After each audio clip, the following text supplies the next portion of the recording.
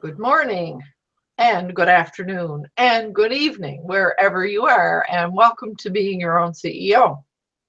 This is a weekly success circle for solopreneurs, and we get together because we enjoy each other's company, and we've gotten to know each other over a few years, and we like exchanging ideas and information.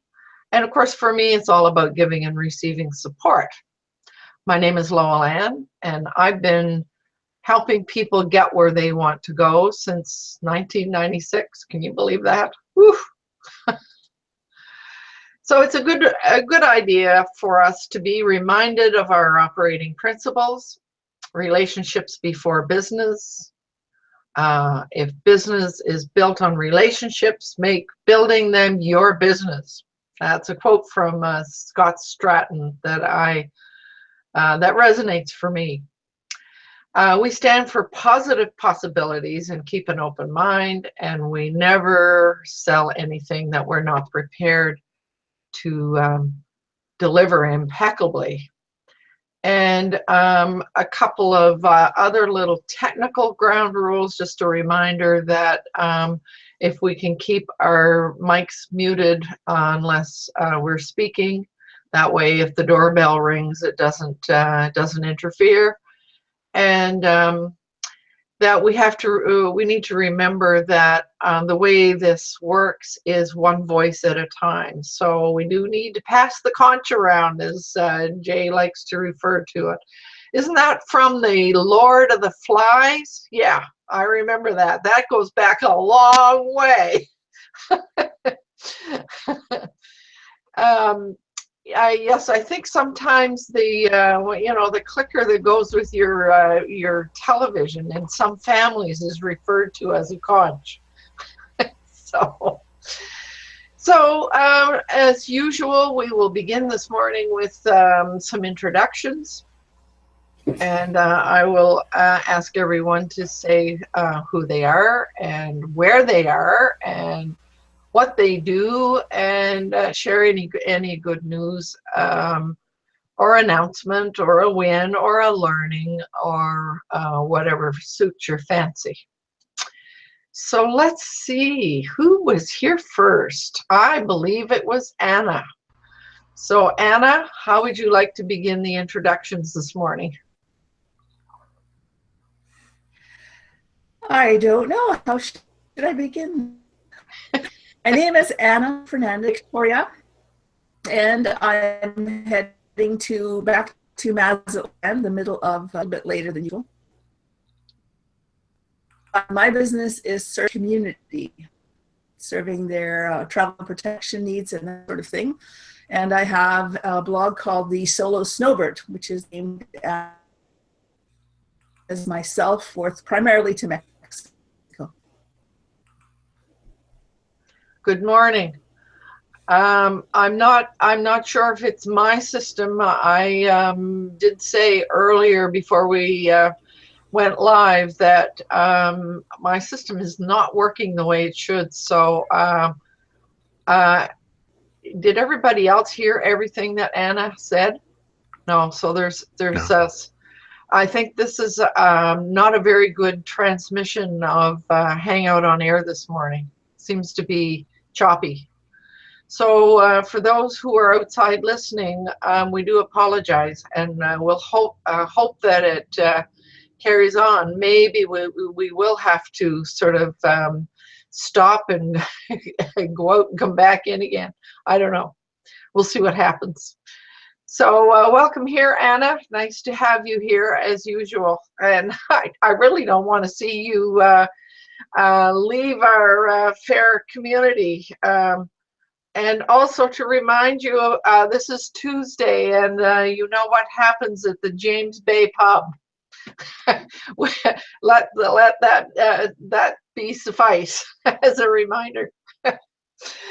Alana, I think you were here next, so can you, and I know you're having difficulty too, so if you want to just do it verbally, that's okay.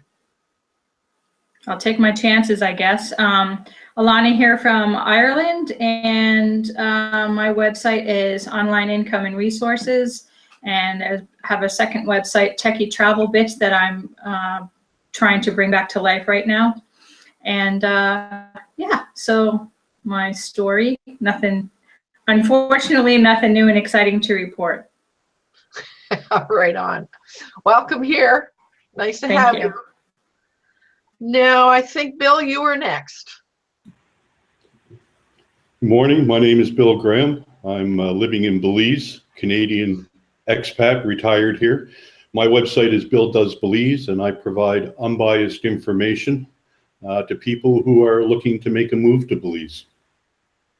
And isn't that called Unbelievable? The unbelievable truth I refer to it as. Oh, nice to have you here, Bill. Thank you for having me. Yeah. Jay, I think you were next. Well, I'll keep it short since the internet isn't working because it's a foggy day.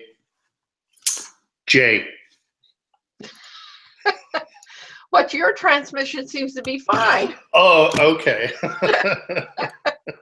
Hi, my name is Jay, and my company is Magi Studios, and we help people get started in the world of online marketing through training, tutorials, and consulting. And I hail from Victoria, British Columbia, Canada, and it's a lovely foggy day today, and excited to be here. Right on. And I'm happy that you are here. Let's see, Paul, I think you were next. I was thinking about you this morning, Paul, and I thought, gee, we haven't seen Paul for a while. I wonder if he's away.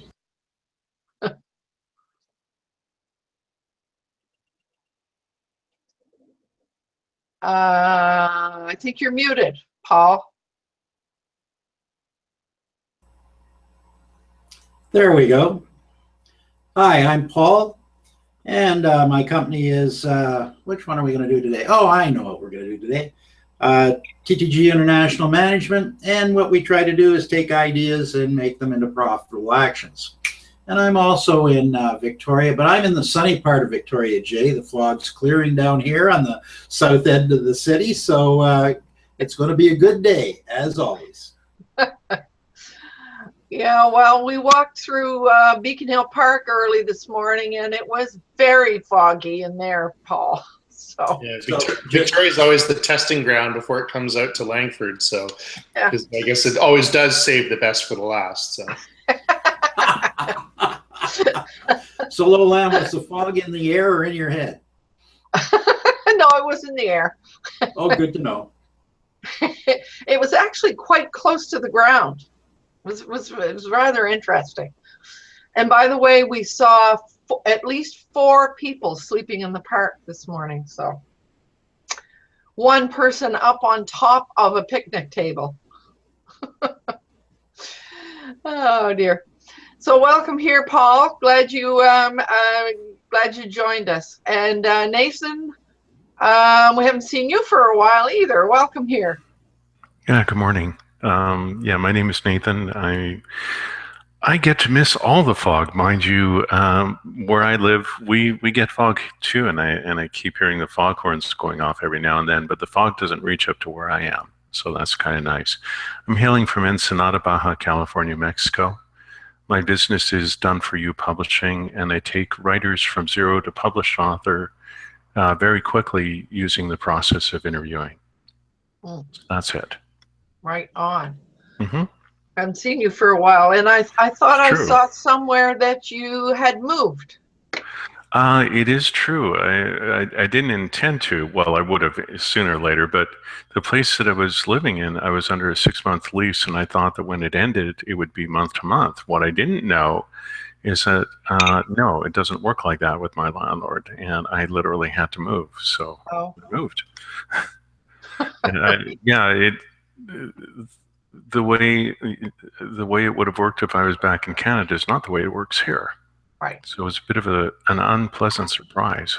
So anyway, I moved. Well, that reminds me of my blog post on Monday. It was about working globally. So, well, I've had plenty of experience. Things are not the same everywhere you go. That's for sure. Yeah. That's for sure. So this morning, as our topic, I think last time we were sort of just mulling around what a good website should look like, et cetera, and we decided that it would be a good idea for us to have a discussion around designing your website conversion funnel. And I guess that's kind of why I was thinking of Paul, because I know, Paul, you and I have had discussions about sales funnels many times. So that's the first thing that pops into my mind when I hear the term funnel. But I guess the idea is the top of the funnel is wide, and there are many more people and much more happening at the wider end. And as you go down the funnel and do various things where people actually take the action that you want them to take, there are going to be fewer. So, and I remember last week, one of the things that we did emphasize how important it was to really know what is the purpose, what will the purpose of your website, what will it be? What do you want visitors to do? And it strikes me that as I look at my own website, I know what I want them to do, but I'm beginning to wonder if there isn't too much there. We were saying this before you joined us, Jay, that when we watch you develop a website in your seminars, you keep it really, really simple and very focused. And I'm beginning to. I've started noticing that and begun to look at my own website and thinking maybe there's just too much stuff there. Maybe it needs to be simplified. I don't know. So that's the big piece, is to be very, very, very clear on what we want that website to do and what we want people to do. So then, as I understand it, there are several layers for a website conversion funnel. Has anybody in the group here, have you done that kind of thinking, that kind of focused thinking as you developed your own websites? Anybody? Yeah, I'll just jump in real quick. Actually, I was going to say, Jay mentioned it, I think, when you were talking about landing pages in one of your recent webinars, where you basically design a page and you have to have people, you're basically telling people what to do. So, I mean, I've kind of given more conscious thought to that when I'm writing my content, to, as I'm writing, give them the information up front, you know, and then guide them to where I want them to click on something. So that's probably, as far as a funnel, not really, but from a landing page point of view, yes. Mm. So the call to action. Yeah. Well, my research showed that there are probably 4 steps or four layers in that funnel. The first one being awareness, the second interest, the third desire, and the fourth action. Those are the 4 that I was able to find in my research. But I think that's a fairly simplistic one. Paul, what about you? Does that fit your model of the sales funnel? Yeah, it's pretty close. You left off the most important one, and that's the one at the end called Echo, or whatever you want to call it, where you use your existing customers to create more customers. Oh, Echo. Oh, that's right, what I call it. You can call it whatever you want. Some people call it referrals or whatever, but that's sort of the last part of it. I think the idea is to figure out what stage the person is at in your sales, and so you want to present on your website information for where they're at. So if, for example, if you have a website where you offer, as some people do, so you might offer something, sort of a free offer, an awareness thing, and say, okay, I offer, my services are this, and if you want to do it yourself, there. So there's a choice right away. If you can give people choices, you can start to move them along, and you can see, give them an opportunity to move to the next step. And I think that's, most websites I go to have just far too much information. You know, I come there for a reason, and when I get on it, I start to navigate around it, and then pretty soon my interest is gone, and I'm back searching for another website for the same information, but something that presents as easier. So that's about all I got to say about that. Well, and when you said that, it made me think of something that Jay, you talked about a long time ago. That done for you, do it yourself, done for you. There were three. I've forgotten what the third one was. It's a DIY, so do it yourself. Yeah. Do it with me. Oh yeah. And do it for me.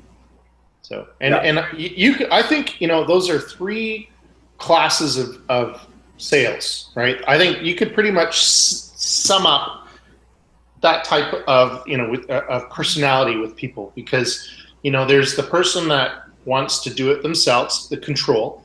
There's the person that wants to have someone else do it, but hover over, you know, like the guy leaning over the hood of the car while his mechanic works on it. It's like what I often say to Craig. I want to do this. Will you hold my hand while I do it? Exactly. Yeah. And then there's the group that says, here's the budget, make it work, send me reports when it's done. I personally like the last one the best. That's the only child syndrome, right? Yeah, well, it's like, leave me alone. I'll do my thing. You know, I'll go into my dark corner and work away, and I'll get you your results, right? So, it's also the best revenue generator. Yeah, well, yeah, exactly. Yeah. P.S. Swipe your credit card here. But in all honesty, I personally think it works because. You know, it's just that way they understand the budget, right? It's like you're not here to teach. You know, when they come to you saying, okay, well, I want more sales through organic marketing, you know, through search engines. It's like, all right, well, you know, then you do some talking and let people know about, okay, well, here's the cost, right, for us to do that, and it's all based on time, right? You know, and so if people are like, you know, they get the sticker shock and they, oh, you know. Then you say, all right, well, you know, we can do it where I can help you do it, right? And then if they still get the sticker shock, you then send them to training that you create and say, all right, well, here's something for you that you can perhaps do it yourself, and here's some training on how to do it, right? So it really does cover all the bases with those kind of three tiers, if you will.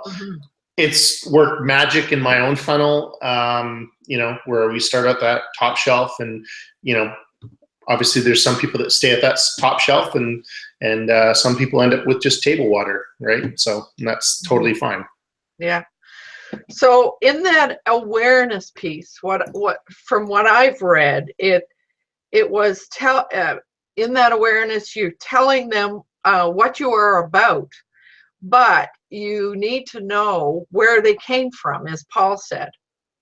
You know, where are they? How did they, what pulled them in, and where did they come from? So those are all pieces. So somebody else I read said that at that awareness, the top of the funnel, it's really, it's an educational piece, helping them understand what it is that you do. Yeah. Yeah. Yeah, absolutely. You know, I mean, I think, you know, in terms of finding out where people are coming from through that are going into your sales funnel. Google Analytics handles that.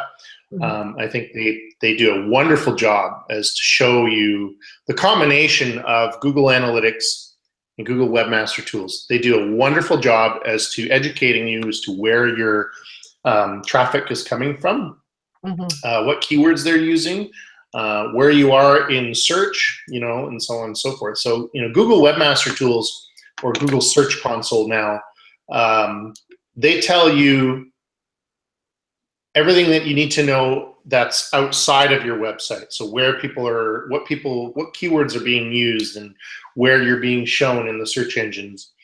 And then Google Analytics shows you the behavior of your traffic when they're on your site, right?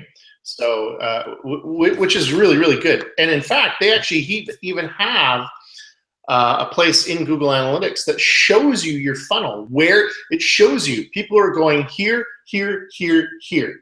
Here's where they're leaving, right? Which is great. And, I just want to kind of roll back for a second and talk to you about what we talked about, how I like to make real simple visual identities, and there's a reason for that. And obviously I find that it converts the best.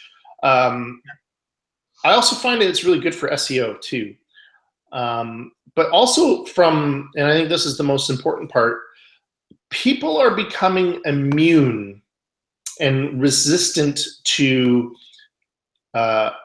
shiny things that are on the side. That's just my opinion, where, sidebars are becoming a thing of the past for blogs because 90% of the blogs out there with sidebars, they're ads.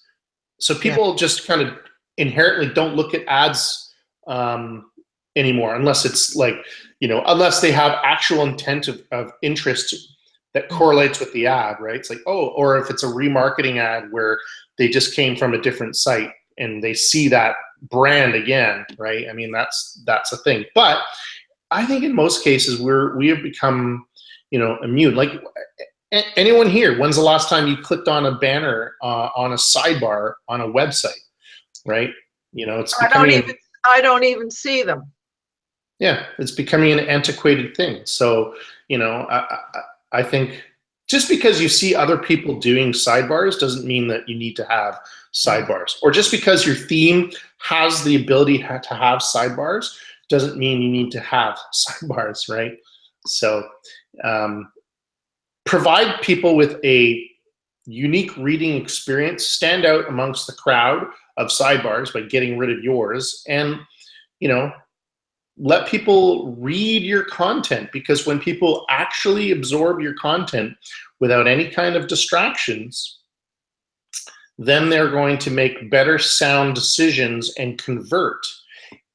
Even if it's a product that has like a recurring revenue model, right? Then people are not going to have buyer's remorse, right? Because they've actually fully absorbed the information that you've provided, without any distractions, Plus, I mean, we live in a world of distractions, right? Shiny objects everywhere, No kidding. right?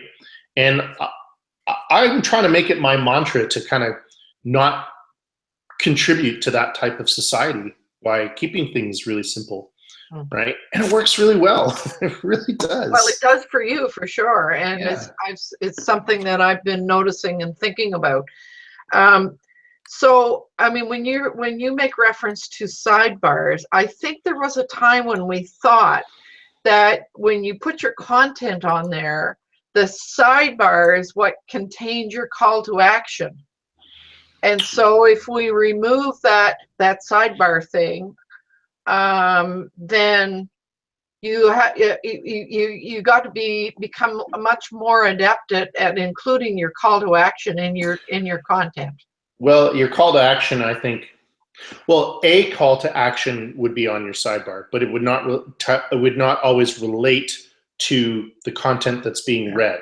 Right. So it's just a type of CTA, right? CTA is call to action. Yeah. But your CTA should be at the end of your content, So it's like It's like going on a Disney ride. For those of you who've been to Disneyland, you know, it's going on a ride at Disneyland or Disney World, and then when you get out of the ride, you know what happens to get out of the ride? You got to go through the gift shop. Brilliant, honestly, brilliant marketing, right? You've been stimulated by this like wicked ride, and you're like, oh, this is awesome, and then the exit funnel is the actual gift shop to get out, right? Yeah, right. So, I mean, that's the perfect call to action, right? Stimulate the hell out of people and then sell them something, right? And really, that's what we're trying to do, right? We're stimulating people and selling them something. And how can you not buy the $25 picture? Yeah, exactly. Of you like you know, all scary and whatnot, right? Yeah. Okay, so we're still on that awareness thing. Finding out where people came from and finding out or thinking about what their headspace is, whether they want to do it themselves or whatever. So that's kind of knowing who your client is, for sure. Knowing who you're targeting, etc. So that's another piece of the awareness I think that we need to emphasize. Is you got to know. Something? Yes, please. I think it's important to be aware of the new marketing strategies as well. I mean, 10, 15 years ago, before social media, people weren't educated about products. And if you wanted to buy a car, you had to find a car dealership and you had to go and ask all your questions. Now people don't want that because they can simply Google a car. They can do all their own research, find out what motor size, how many airbags, do all of that stuff. So I think when people see that kind of a presentation now, they automatically they click away from it. We're kind of, you know, it used to be if you wanted a product or service, you went into the yellow pages and you looked specifically for that. Mm-hmm. And I think now when people are out there putting their products and service in your face all the time, people kind of move away from that, or they kind of click away from that. They don't want that inundation anymore. So I think your funnel and your call to action and all that stuff has to be discreet, if you know what I mean. Like not a... I was going to use the word subtle. Subtle or discreet, and not an actual pitch, but, you know, kind of a direction that people can take. Right on. Yeah, that's true. We're all much more savvy. So somebody is... goes back to the point, Bill, when you said that if the site is too busy, you'll click away. Yeah. So is there any... Can I just say something about that? Yeah. In keeping with what you've said, I think it's perfectly acceptable to sort of start off with a kind of a why are you here? So you know somebody has gotten there, and if you're here to improve your something or other, here are the options I present. I mean, as you say, people have done the research. Give them something they can either do it or don't, and let them go away if they're not. You know, I think we tend to try and keep the look at, oh, we want all of these people. You know, if we narrowly focus on what we want and give people the option to take it, I think you have an option to get more traffic that way. That's okay. Yeah. The other thing that, just while we're here, is people spend an inordinate amount of time trying to get new customers and little time servicing the ones they've got. It fractures me, the way that and the best example of that, of course, is our friends in the cell phone business.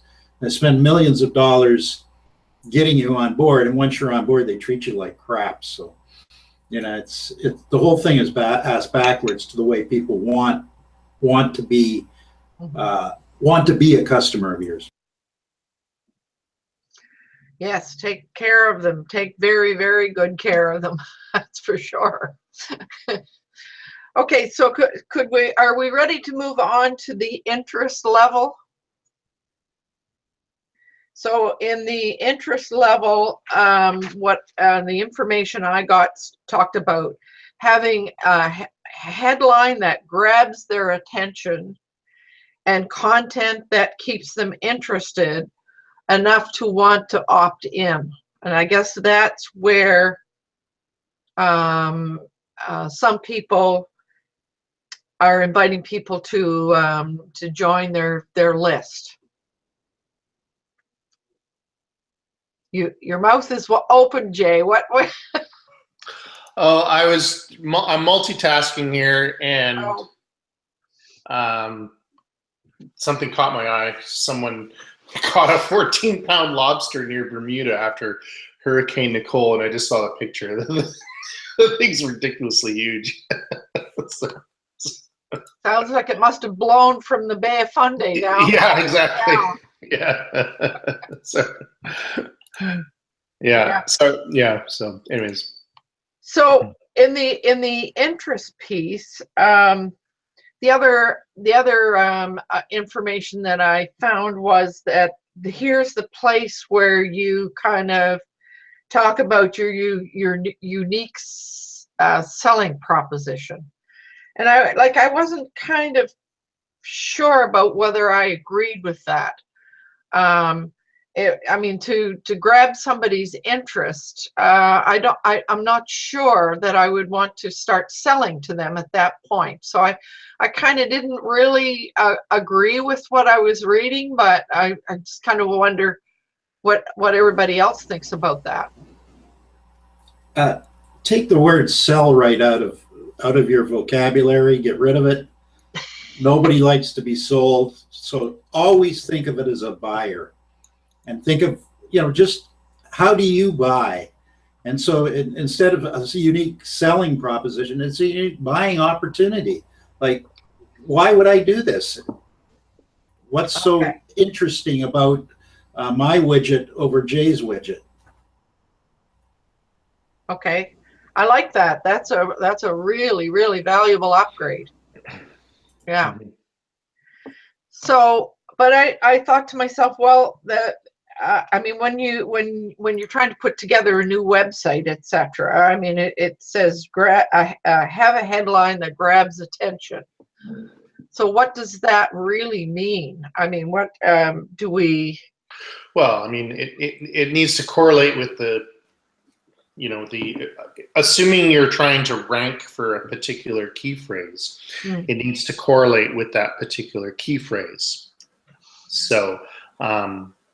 But the headline needs to grab people's attention because we're, as I mentioned earlier, we're in a society of distractions. So it needs to capture something, something like off the top of my head. It's funny. I just realized is that there's 3 people here in this panel that are living in South America, which is cool, which is great, right? So, so that being said, obviously there's an allure there, right? So like a headline, like how to live in Belize for I think Bill's thing was like how to rent a house for $800 a month or something like that.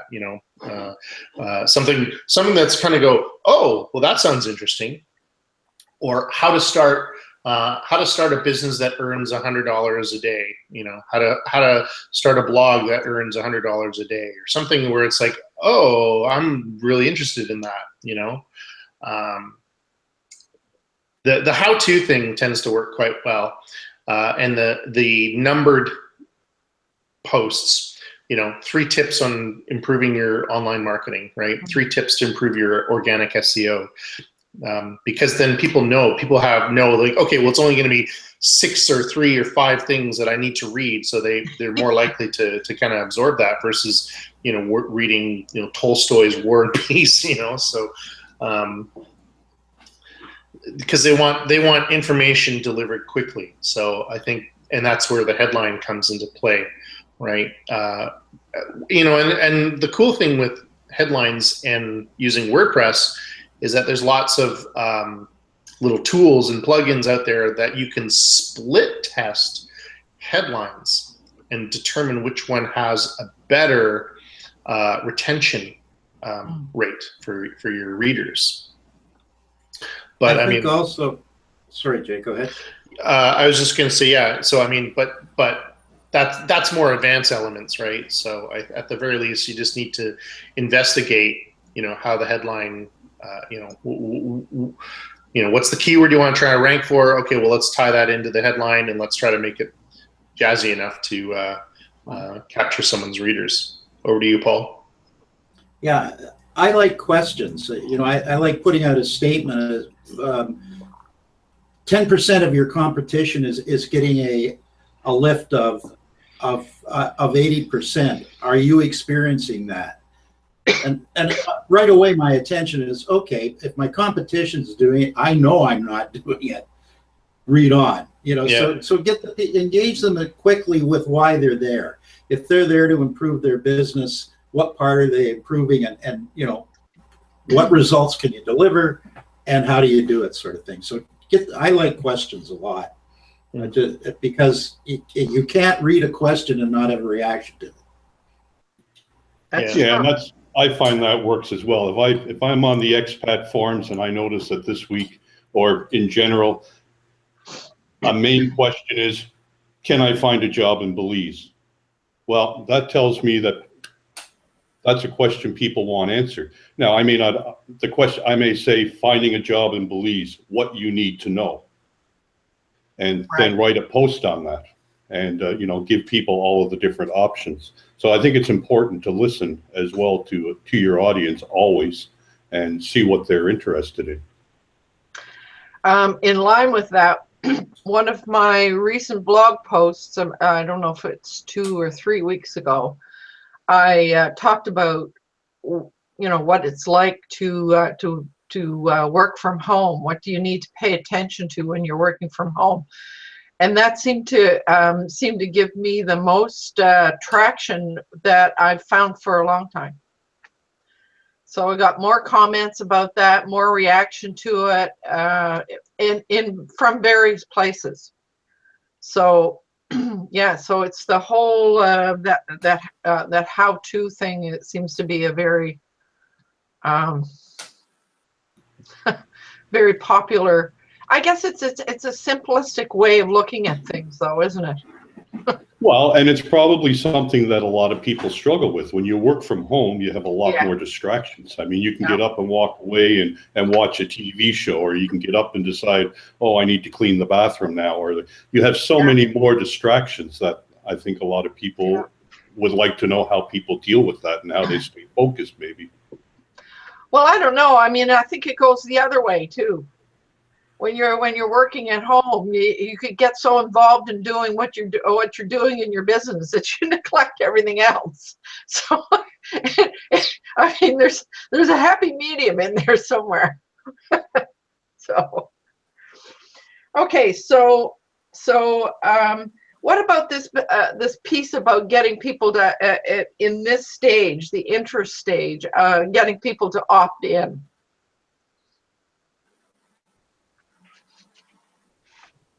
Where I mean, does everybody else have an opt-in system on their site? And if so, where is it in your own thinking?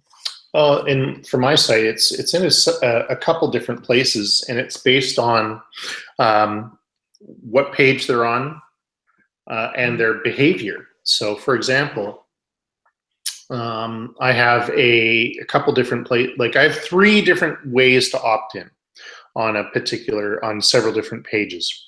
One is a box that shows up, once they start reading. Another one is what's called a smart bar, which is at the bottom, which kind of slides up once they start reading or after a certain amount of time. And then one is the bottom right corner, which is as they scroll down. So is that the pop-up one? The pop-up one is what's called a light box, and it shows up after X amount of seconds that people are on the page. Testing, I've done some tests, and I find that 30 seconds is too long. 10 to 15 seconds is the seems to be the golden number, because people are starting to become interested in your content, but they're not absorbed to the point where they would get annoyed when a pop-up shows up. I do admit that pop-ups or light boxes can be annoying. That's why you want to test them, and test them in terms of when they show up, how they show up, and what pages they show up. And that 10 to 15 second mark seems to work really well, right? As I said, yes, they can be obtrusive, but they work. You know, and also the size of it too. I mean, you don't want it to. Personally, I don't like the whole like cover the entire page thing. It's just a small box. Yeah. And it just kind of it's like it kind of slides down and it kind of swings like a hanger of some sort, and then and then my headline is what people are, I guess, are opting in to. So yeah, it works. I mean, for me, it works really well. So but it's not for everyone. It's not for every niche, right?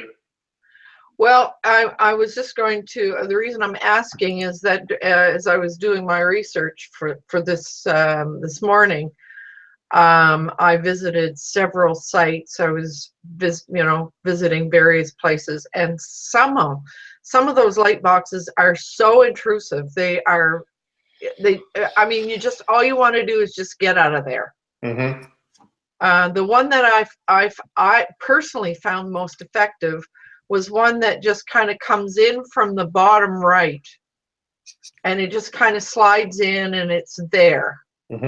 So that if the person wants to, it doesn't interrupt what their train of thought or their reading, but the little movement is enough to say, okay, there's where I could go if I want, right away, without having to search everywhere if I wanted to opt in. This whole opt-in thing, though, I'm discovering, and again, this is my own experience, but I'm noticing what I hear from other people in some of the local networking groups is that people are getting so that they're resisting receiving emails. They're so overwhelmed by the stuff in their inbox that they're very reluctant to opt in. I think it depends on the message. I think it really does. There's so many variants to that. So for example, my theory is that if someone opts into an email because it's like a coupon or an instant discount, their intent is just to get that discount. Yeah. And then that's it. That's all they care about. They don't care about any kind of series of emails that are going to come through. Yeah. That's why they, so you want to be careful with that kind of stuff, where if you're saying like, download this report right away, they're just going to get the report. They might forget to unsubscribe. But here's the interesting thing.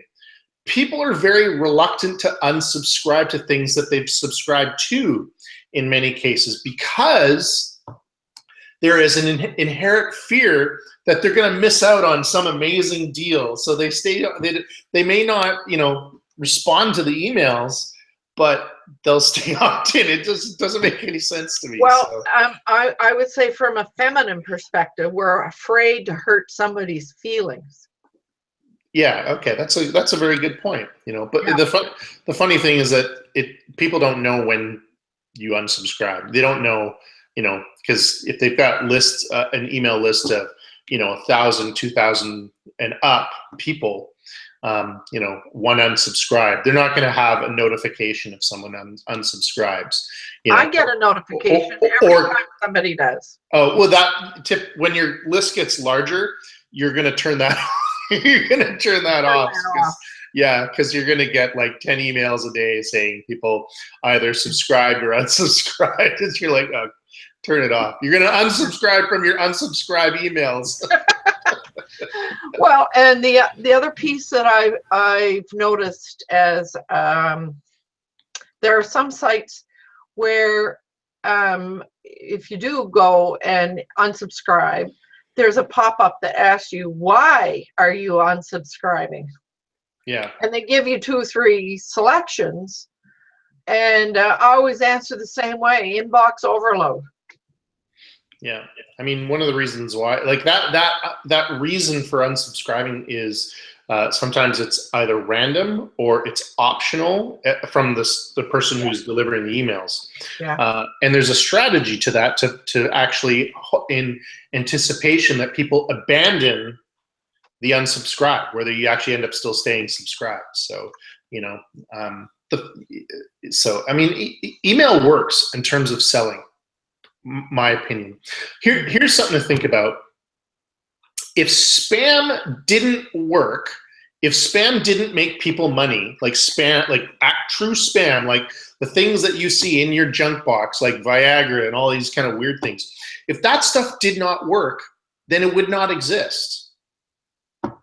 So it's proof to show everyone that yes, email marketing works. It's a way to create a personal experience for people, right? Which we should be doing on our websites. Yes. Right? That's why email marketing works so well, is because people are tired of the minutia that's out there online, you know, sidebars, distractions, shiny widgets. So they opt in for the email for that personal experience. And guess what? Does email have sidebars? No, when you're reading the content, you're reading the content, right? And that's why I think email works, is because it's distraction free and there's nothing really, you know, typically there aren't too many shiny things, right? I mean, unless you're like Hudson Bay Company and you've got like, you know, branded emails like that. So. But the email they're receiving by virtue of that is the shiny object they're looking at. Yeah. Marketing. I know. So yeah. Just like the scammers have been scamming since mail from the 80s, when you got Nigerian mail. Now we get Nigerian email, Nigerian Facebook friends. They still are making money on it. Because there's always people out there that will buy into it and anything, right? Yeah, absolutely. But I think that's a different attitude of sales too. That's people that are playing the numbers game, you know. 90% of all sales are made after the 5th rejection, and just keep pounding your stuff. I think for those of us that are trying to build relationships, you have to be very careful about that. And I find when somebody subscribes to my site, yes, I do get their email address, and I think it's only common courtesy to send them a nice little thank you and encourage them to contact me if I can help them. But I don't be really blatant about, you know, you have to contact me now with your questions. I always end it with, you know, please contact me at this email address when I can be of assistance. And I think the fact that people subscribe to your site and give you your email, give you their email address, is not necessarily permission to use their email address. No. And I find that with a lot of the things you go on now, if you go on and watch a free webinar, well, now all of a sudden I get an email every day from that person, you know, with their 5-step program and trying to force me to the bottom of the funnel. Well, that's the quickest way for them to get unsubscribed from my email list. Right, me too. Yeah. Okay, so I'm looking at the time, and we still have. Comment on that. If their 5-step lesson provides you with useful information, in other words, if each day they give you something you can actually use for nothing, I think you'll find that the engagement may well lead you to do something with it. I found that those types of, I don't know whether you want to call them drip campaigns, seem to work okay. But you have to provide value. And to do that, you have to know the people that are coming and where they are in the process. But that's a good way to get the people to convert. So yeah, I agree with you. I'm actually in the process of one of those right now, and the value has just been amazing. Really, really good. So I agree with you, Paul. The drip campaign, is that what you're referring to, Nathan? Well, that's what Paul is calling it, but it's in this case it's a 14-day thing where they, you know, you can do it all at once, or you can just do it over the 14 days, which is what I've been doing. And the service that they've offered, the freemium, as Paul would know about that, and others might as well. if there's real value up front, I mean, it can be really amazing. And what's been happening with this thing that I've been on, it's definitely helped. No question. My engagement has just gone right up very quickly as a result of following what these people have given me. Yeah. Right on. I have a 10-day AWeber drip campaign, or a drip email marketing campaign. And it works wonders. As a quick tip, get people to engage with your emails. If you have interest in doing a drip campaign or an email marketing campaign, don't just send one-way emails. Get them to reply if you have any questions. Let me know when you've done this. Hit reply. Yeah. Right. Because it works. People will do that, and then it creates engagement, and people kind of go, "Oh, wow," and then try to reply to those.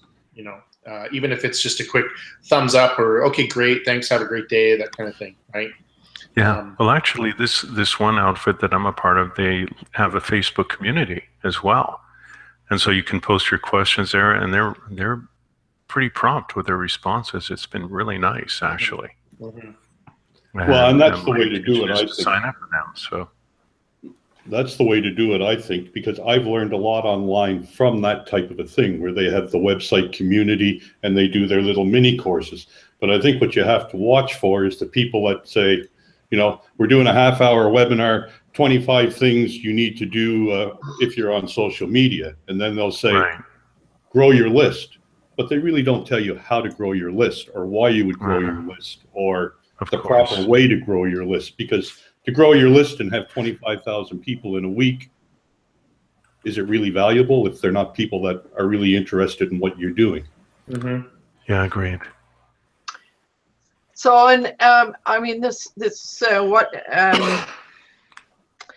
line with finding some way to get engage people from the email perspective.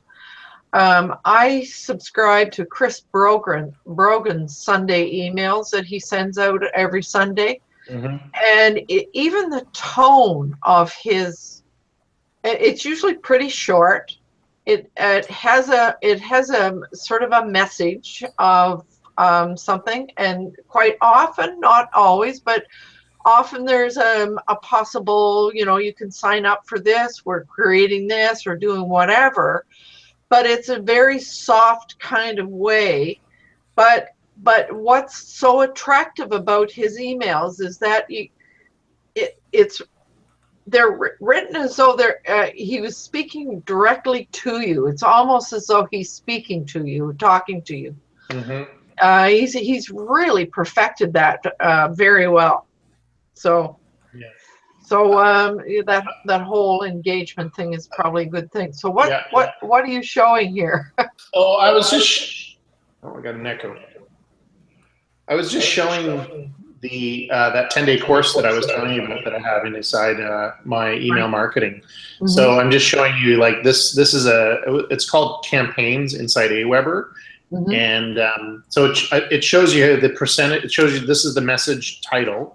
Right, and because it's a 10-day course, I say day 1, and then the title, and it's first email 82% open rate, 19% click. That's pretty good for a first email.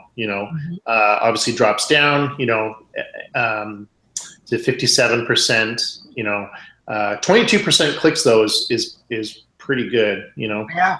I'm very proud to say that my click-through rate is pretty high, 48% for day 3, and it typically goes down as the days go by, right? But I find that when you use words like inspiration and things titles that are topics that people are interested in, then they're more likely to engage with that particular email. So 50% open on day 4, right? That's pretty awesome. And so on and so forth. So it just shows you that 46% open on day 7, right? So wow.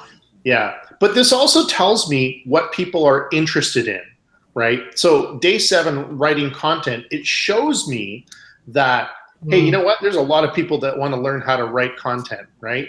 Mm-hmm. So, you know, Nathan, something for you to kind of pay attention to, right? Mhm. So, because yeah, absolutely. Monetizing content, you know, 42%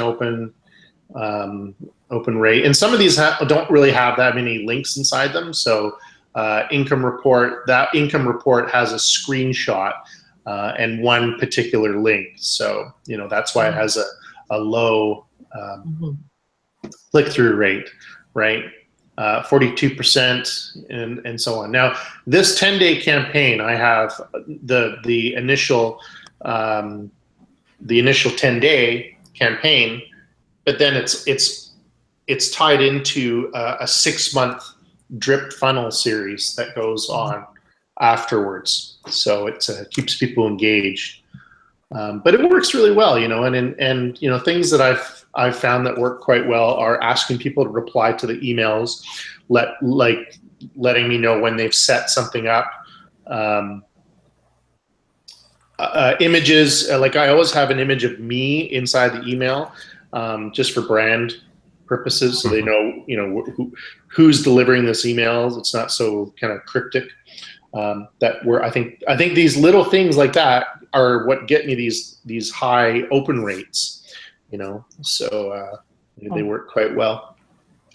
I remember a couple of being the recipient of a couple of things, and one of them was I still remember it because it was so useful at the time.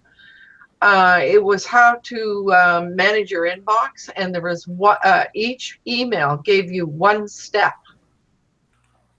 So you got the email, it gave you one step, gave you some examples of what to do, and then as time went on, I think at the very end you got a certificate or something saying that congratulations, you've got a really good inbox now or something. That's great. But I mean, I remember that the steps were really useful. And I went through every single step. And so steps in a process are certainly very useful. Yeah, I think they're very important. Letting people know what they're going to do. Also letting people know what's going to happen the next day. If you plan, if you say, okay, so tomorrow I'm going to show you this, right? Yeah. So it's like the famous Batman cliffhanger, you know, from the classic Batman show, you know. Right. Okay, so we've still got we're at 10. Do we want to end now and talk about the last 2 sections next time? Because we've still got creating the desire and getting people to take the action or the buy. Sure. You should get people to opt in. Because we are at 10 o'clock. And I don't know about the rest of the folks in the group here, but I found this conversation very helpful. Just working through some ideas around how to and what to do in each one of these stages. I think this was very useful for me. So how about the rest? If we are going to close, I invite everybody to give their parting shot if they want.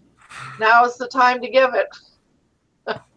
Don't underestimate the power of email marketing. Okay. And a landing page doesn't always need to have an email opt-in.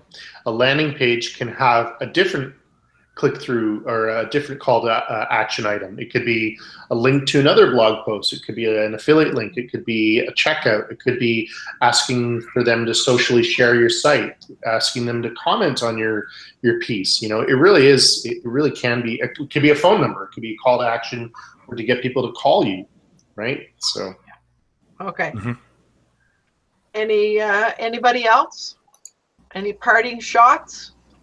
Yeah, tune in next week, because the most important part is how to get the people that are already your customers to become your sneezers. Your sneezers. That's the echo part, right? You got it. All right, so I think it's time now to wrap up today's conversation. And I want to do that with a reminder that I provide a variety of resources for solopreneurs. On Google Plus, there's the Being Your Own CEO community, and there's the Supports for Solopreneurs collection. Both of them are there. You'll see in both places. I post my Monday Mindset blogs, etc. So lots of resources available for solopreneurs. But I really want to remind our viewers to please do figure out who our participants are here, because they all do great work and they are great resources to connect with. So please do find them online and connect with them in some way. So this is Lowell Ann signing off for this week, and with a reminder to tune in for the next 2 or 3 sections of the conversion funnel for your website. So see you next week. Bye for now, everybody.